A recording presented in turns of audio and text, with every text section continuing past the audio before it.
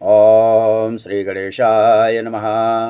नमस्कार प्रिय मित्रों, मैं आपका ज्योतिष मित्र राजकिशोर पांडे। मेरे YouTube चैनल ज्योतिष सार में आपका स्वागत है। आप अपनी जन्म कुंडली का फलादेश चाहते हैं या अपने प्रश्नों के उत्तर चाहते हैं या अपनी समस्या का समाधान चाहते हैं, अब तो आप हमारे इस मोबाइल नंबर पर संपर्क कर सकते हैं। साथ ही यज्ञ, अनुष्ठान, पूजा पाठ आदि के विषय में भी संपर्क कर सकते हैं। मित्रों, आज का विषय होगा उपचय और अपोक्लिन और त्रिखड़ाय। मेन चीज, उपचय भाव क्या होता है, उपचय भाव में स्थित ग्रह किस प्रकार का प्रभाव जीवन में देते हैं। उपचय का अर्थ होता है प्रगति करना। बार बार असफल होने के बाद भी, बार बार फेल होने के बाद भी बड़े संघर्ष के साथ, बहुत स्ट्रगल के साथ जो ऊपर उठते हैं, ऐसे लोगों के पास बल कहाँ से आता है?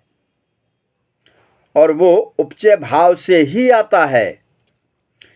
3, 6, 10, 11 भाव पर आज मैं कुछ विशेष बोलना चाहूँगा मित्रों।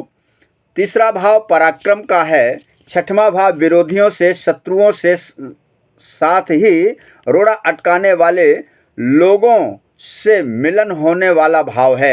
ऐसे लोग गुण को ना देखकर अवगुणों को ही देखने का प्रयास करते हैं जातक के ऊपर।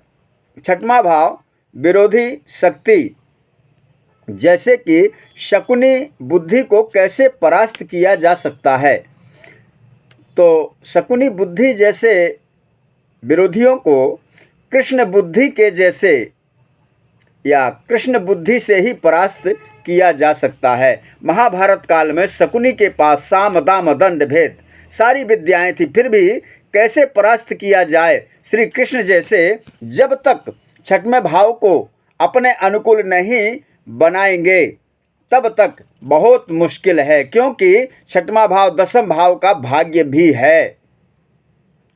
कर्म स्थान 10वां भाव का 6वां भाव भाग्य स्थान भी है और 9वां भाव का 6वां भाव कर्म स्थान है।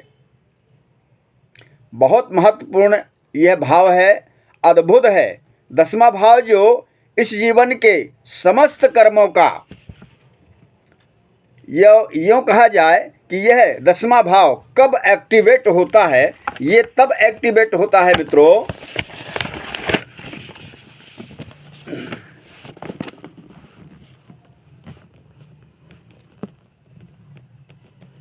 जब उपचय भाव में ग्रह हों,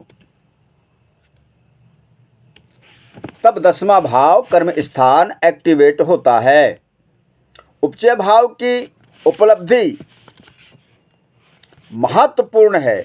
यदि 3, 6 में शुभ ग्रह है तो समझना चाहिए, 3, 6 उपचय भाव में शुभ ग्रह है तो समझना चाहिए कि यह व्यक्ति बिना परिश्रम के बहुत बड़ी उपलब्धि प्राप्त करेगा। यदि 3, 6 में पाप ग्रह हैं तो समझना चाहिए कि बहुत संघर्ष के साथ उपलब्धि प्राप्त करेगा। ऐसे जातक को परिवार से दूर, भूमि मिट्टी में लथपथ होता हुआ, बीज की तरह अंकुर फूटता हुआ संघर्ष के साथ, यदि संघर्ष के साथ आगे बढ़ने का अवसर प्राप्त होता है। उपचय भाव में एक भी ग्रह हो तो,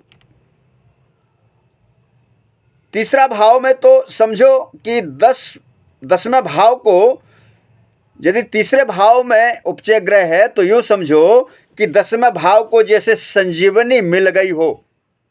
वो इतना पावरफुल एक्टिवेट हो जाता है तीसरे भाव में ग्रह मिल जाने पर। 10वें भाव में ग्रह हो तो उसे एक तरह से संजीवनी बूटी प्राप्त हो जाती है 10वें भाव को। और 3, 6, 10, 11 में गुरु, शुक्र, बुध का प्रभाव हो तो समझना चाहिए कि ये व्यक्ति अपने ही कर्म बुद्धि के द्वारा बहुत बड़ी ऊंचाइयों को हासिल करेगा। और यदि 3, 6, 10, 11 भाव में सभी ग्रह हों तो इसे वशमान योग कहते हैं मित्रों। और इस योग में जन्मा हुआ व्यक्ति या इस योग में जन्म लेने वाला व्यक्ति राजा होता है। इस योग में राजा का ही जन्म होता है। मित्रों, आज उपचय भाव की व्याख्या की आप लोगों के सामने। फिर मिलते हैं अगले वीडियो में। आज तक के लिए नमस्कार।